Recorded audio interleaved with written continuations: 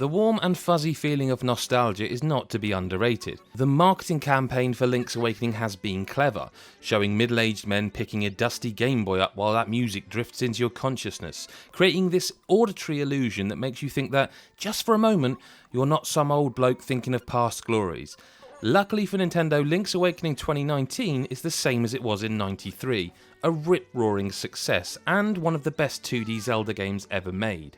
For the uninitiated, The Legend of Zelda Link's Awakening followed from A Link to the Past's mould, a top-down game that sees Link adventuring around an island, finding tools and weapons in each dungeon that are helpful for the bosses that await his conquering. Where this remake, and indeed the original game, differ slightly is that they eschew the usual Ganon and Zelda lore, and instead Link wakes up on an unfamiliar shore with only his Hylian shield, sword and green tunic to keep him company. To say more would be to do a great disservice to those of you who are new to the game, so adventure on and discover the secrets of Koholint Island. Anyway, this Switch remake is entirely faithful to that '93 original, which is excellent but may cause some to find issue with it. Those returning like me will remember the story beats, the dungeons and the bosses, and that's all fine. The new lick of paint is utterly gorgeous. Indeed, it's hard to think anyone wouldn't fall head over heels for the chibi style aesthetic, but since you're listening to this on the internet, it's certain that someone will complain. It's a double-edged sword though, how faithful it is to the original. Link's Awakening is from an era where you had to work things out by yourself. Yes, there's a fast travel system. No, it doesn't take you right to the place you want to be, just nearby. But there are some obtuse quests that will have some reaching for their iPhone to check for a guide. Again, it's great that the game is so faithful that those guides still make sense, but it's bad for those who genuinely feel stuck. For those returning, I'll simply throw these out there. The Ghost, the Frog Song. You get the idea, and in truth, I'm pleased that a game is out there that requires you to explore and, frankly, adventure around Koholint. What I'm not pleased about, however, is some of the graphical issues that are present in this 29 remake. It's rare to say this of a first-party Nintendo title, but there's a frame pacing or frame rate issue in some of the larger open areas. It's never enough to truly ruin your experience, but it's surprising and honestly needs fixing. Either it's more prevalent in the early game, or I just got used to it the more I played. So much time has passed since the original game came out that you'll forget the side-on sections that bring other Nintendo characters into the fray.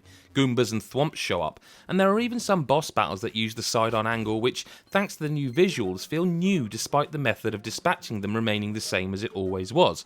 Everything just looks and sounds so good, even the fishing feels addictive because you're so drawn in by the visuals. Link's Awakening isn't the longest Zelda experience, and you'll get between 10 to 15 hours out of it just doing the main story.